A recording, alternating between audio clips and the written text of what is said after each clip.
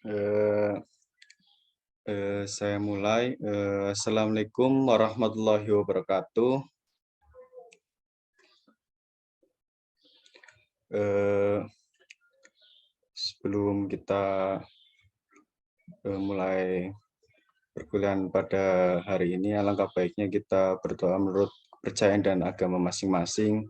Berdoa mulai. Berdoa selesai.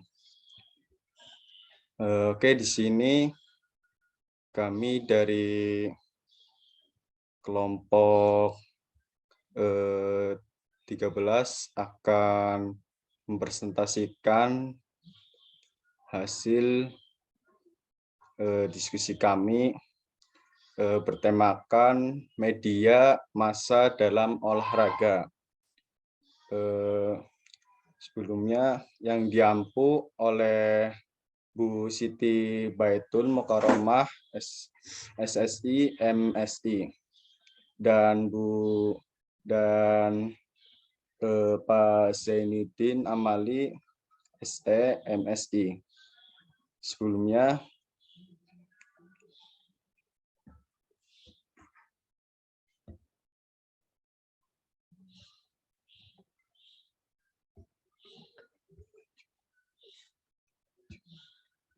di sini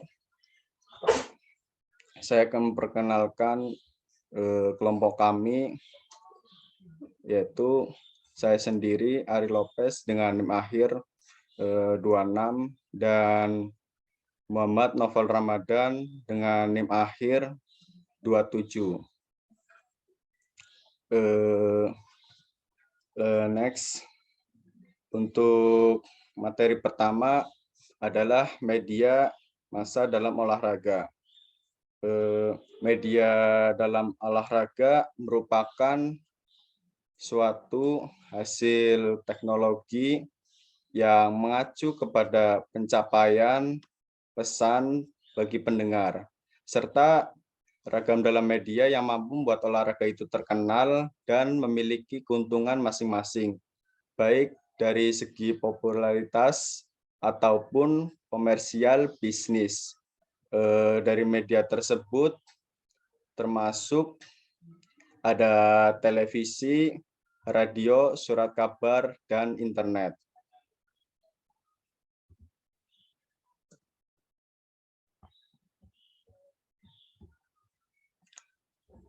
Kemudian ada berita-berita yang disiarkan dan menjadikan olahraga itu sendiri menjadi berita yang akan dipopularitas, dan kemudian ada tentang pergeseran nilai. Tentang pergeseran nilai itu sendiri, popularitas suatu kegiatan olahraga yang terdahulu dapat digeser oleh masuknya olahraga yang baru, asalkan olahraga tersebut sering ditampilkan atau dipublikasikan oleh media massa. Disinilah masyarakat harus bisa menilai apakah perkembangan tersebut bermanfaat menjadikan suatu sumber ilmu pengetahuan. Yang ketiga ada mempertahankan kepopularitas. Di sini media massa dapat berfungsi untuk mempertahankan popularitas asalkan berita-berita yang disajikan sehingga suatu kompetisi atau kegiatan yang memiliki nilai yang kuat. Kemudian yang keempat ada mengangkat derajat. Apabila media massa menjanjikan kegiatan keolahragaan dengan bentuk yang sangat dan memberikan berita-berita yang aktual, dapat mengangkat derajat atau nilai positif bagi olahraga. Oke, next. Kemudian di sini ada olahraga, media, dan kekuasaan. Untuk olahraga, media, dan kekuasaan merupakan bahan pemberatan yang menarik dan disukai oleh pembaca ataupun pemirsa. Akan tetapi, seorang yang mempunyai kekuasaan bisa juga bertindak sebaliknya. Dia tidak akan menginformasikan suatu kejuaraan olahraga ini kepada masyarakat atau dunia. Di sini larga erat hubungannya dengan suatu media dan tidak dapat lepas dengan kekuasaan atau wewenang dari masing-masing bidang tersebut.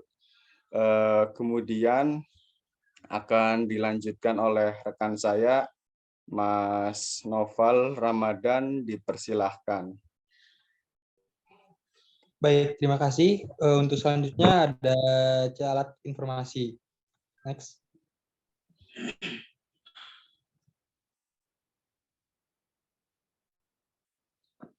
Baik, semua media massa pada umumnya memiliki fungsi yang sama, yaitu sebagai alat memberikan informasi atau fungsi informasi.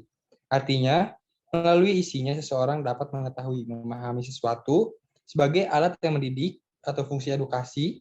Artinya isinya dapat meningkatkan pengetahuan, keterampilan, dan moral seseorang sebagai alat untuk mempengaruhi sebagai alat penghibur.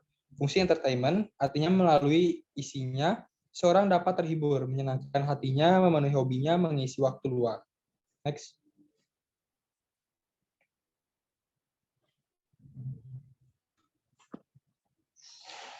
Lalu ada faktor-faktor yang menunjang komunikator atau sumber komunikasi sehingga komunikasi yang diincarkan berjalan efektif. Ada sebagai berikut.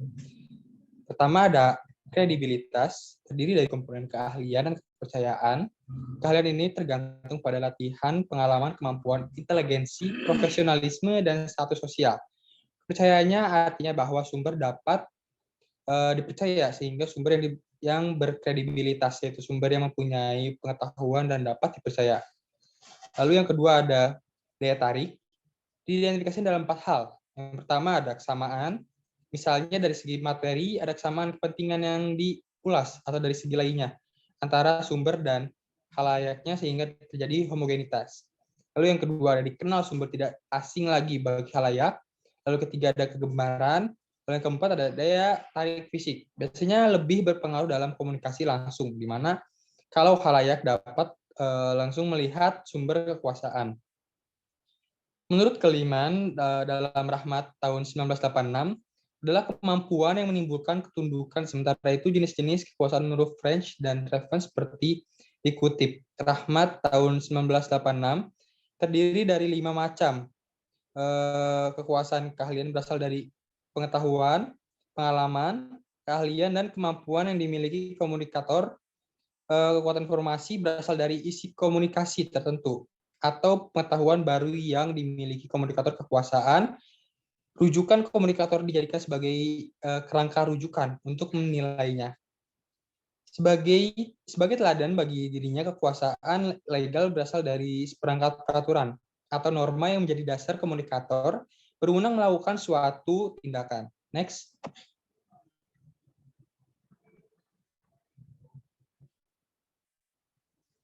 Lalu D ada konsumen olahraga. Dua tipe peranan konsumen olahraga yaitu berikut.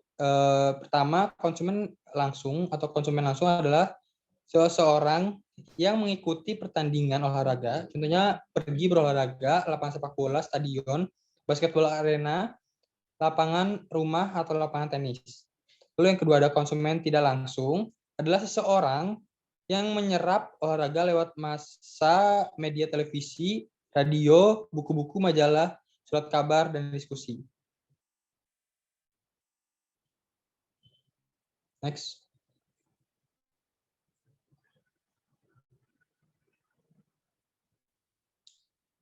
Lalu ada lembaga, suatu organisasi masyarakat. Lembaga adalah suatu organisasi masyarakat yang mempunyai anggaran dasar rumah tangga, serta mempunyai tujuan yang bersifat pribadi maupun bersifat umum. Lembaga juga merupakan suatu kegiatan masyarakat yang terkelola dan melibatkan beberapa orang yang saling mempengaruhi dan ketergantungan itu sama lain, sehingga terjadi kerjasama yang baik untuk mencapai tujuan. Sementara itu, masyarakat adalah sekumpulan manusia yang mempunyai aktivitas dan komunitas yang satu dengan yang lainnya, yang saling mendukung guna melestarikan suatu ikatan antar manusia dan saling memperhatikan tujuan oleh masyarakat itu sendiri. Next. Baik, selanjutnya akan disampaikan oleh Mas Hari.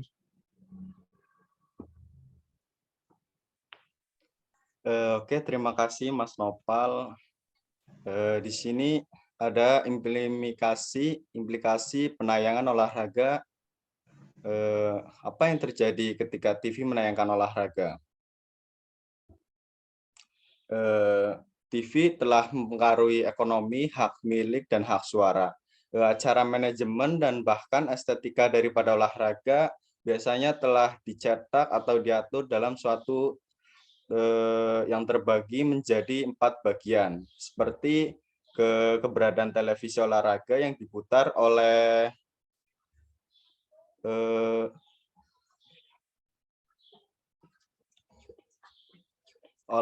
Amerika lebih dari sekedar tontonan.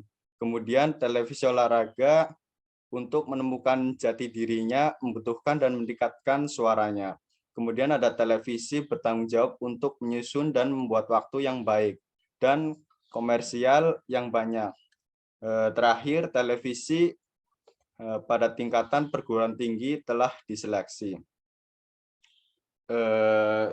Kiranya itu paparan dari kelompok kami. Kami membuka 2 pertanyaan.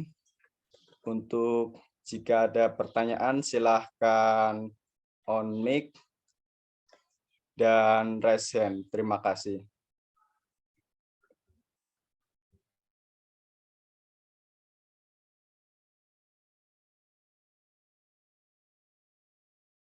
Baik, silakan untuk Mas Bima terlebih dahulu. Baik, terima kasih. Izin bertanya, mengapa dalam manajemen olahraga itu diperlukan adanya media? Terima kasih.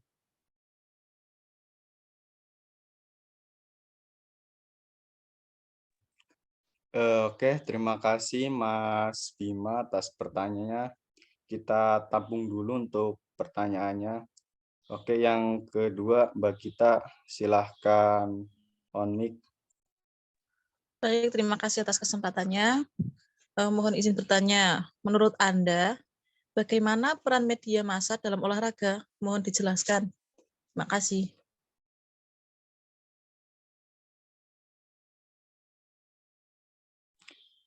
Oke, terima kasih Mbak Gita atas pertanyaannya. Kita izinkan kelompok kita untuk berdiskusi 2 menit sebentar.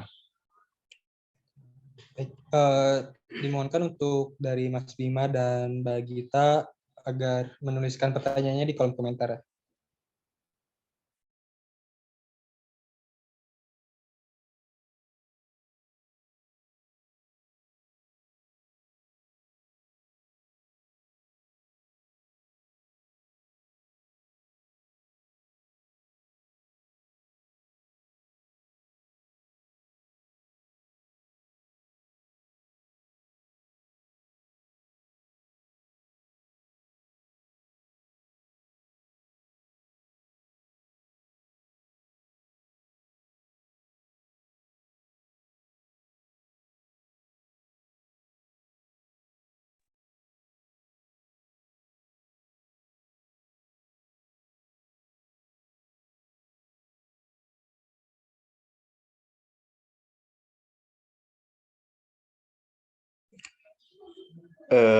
Izin menjawab pertanyaan dari Mbak Gita. Yang pertanyaan tersebut tentang bagaimana peran menurut saya sendiri dalam media massa olahraga. Peran media massa dalam olahraga tentunya sangat penting, dan yang paling utama dalam media tersebut harus bersikap netral dalam pemberitaan terkait olahraga. Kemudian memberikan kontribusi yang menguntungkan bagi olahraga dan pelakunya. Selanjutnya, dalam olahraga, media massa juga harus memberikan hiburan dan penghubungan serta pengawasan yang baik supaya dalam peranan olahraga di media saling menguntungkan bagi olahraga maupun pelakunya. Seperti itu Mbak Gita. Apakah sudah jelas? Sudah, Mas. Terima kasih. Oke, Mbak Gita. Oke, baik.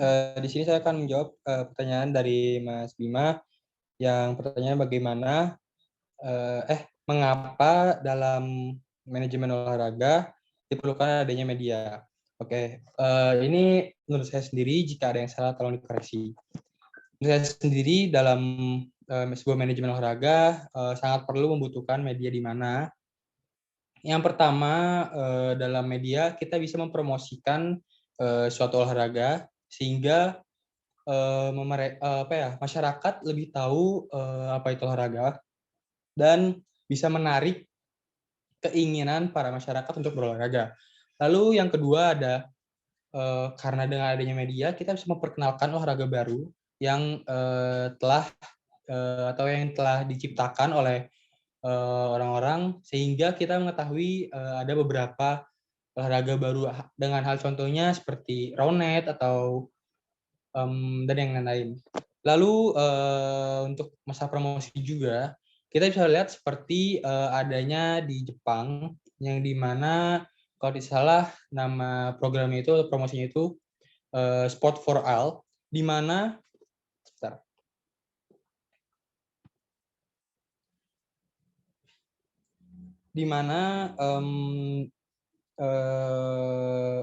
promosi ini disampaikan dalam kampanye dilakukan tidak lebih sebentar daripada 50 tahun. Jadi untuk kesehatan masyarakat sekarang ini mereka memiliki angka partisipasi yang tinggi seperti yang bisa dilihat pada grafik. Di atas hampir 60% masyarakat Jepang setidaknya berolahraga rutin 1 minggu sekali. Hal ini berdampak pada kesehatan masyarakat di mana saat ini lebih dari 50.000 orang tua atau orang yang sudah berumur itu di Jepang tuh tingkatnya masih tinggi. Dan lalu yang kedua seperti yang tadi saya sampaikan di materi yang adanya popularitas di mana kita mentargetkan sebuah atau manajemen olahraga mentargetkan sebuah popularitas dalam sebuah media massa seperti itu. Dan masih banyak yang lainnya yang sangat dibutuhkan untuk manajemen olahraga dalam melalui media massa seperti itu. Apakah dari Mas Bima sudah cukup jelas? Cukup, terima kasih Mas. Oke. Mungkin untuk sesi pertanyaan kita tutup. Saya kembalikan ke Mas Ari. Oke, terima kasih Mas Noval dan Mbak Gita serta Mas Bima. Untuk sebelum mengakhiri paparan ini, izinkan saya untuk membacakan kesimpulan. Jadi kesimpulannya telah dijelaskan di atas tentang olahraga dan media olahraga. Dalam media olahraga yaitu hasil teknologi yang mengacu kepada penyampaian pesan bagi pendengar. Dan perkembangan media massa telah menjadi dasar penentu populer atau kebudayaan massa. Jadi populer mencakup standarisasi bahan-bahan material, seni, gaya hidup, ide, selera, dan nilai-nilai. Dunia olahraga juga memerlukan sarana yang tepat untuk menginformasikan suatu kegiatan olahraga. Dunia olahraga juga merupakan dunia yang saling membutuhkan media, saling menguntungkan jika ditangani secara profesional. Kemajuan dari media massa merupakan bagian dari kehidupan umat manusia, maka dengan sepantasnya media olahraga harus secara garis besar harus tetap dimajukan. Sekiranya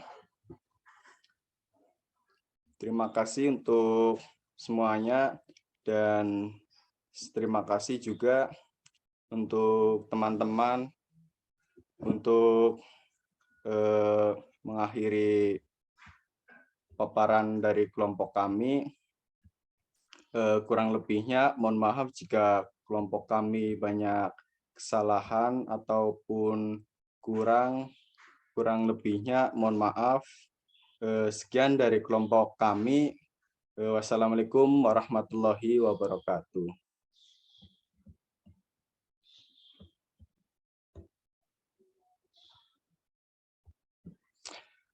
Alhamdulillah, Mas Bima, monggo.